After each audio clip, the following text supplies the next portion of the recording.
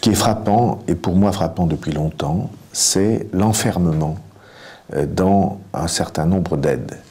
Le RMI, il y avait 1 million de personnes qui dépendaient du RMI il y a 5 ans, il y a aujourd'hui 1 300 000 personnes.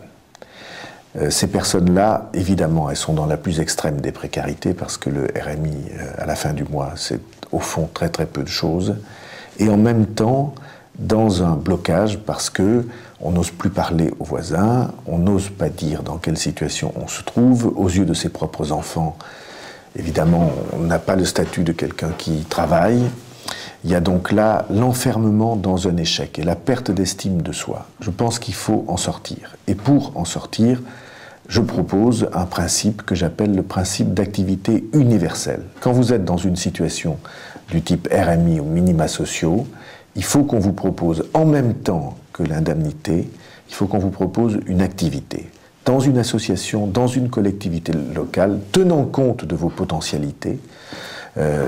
Si vous savez maîtriser l'informatique, vous allez pouvoir apprendre à d'autres à le faire. Si vous avez le permis de conduire, vous avez sûrement la possibilité d'aider des personnes en difficulté et qui ne peuvent pas se déplacer.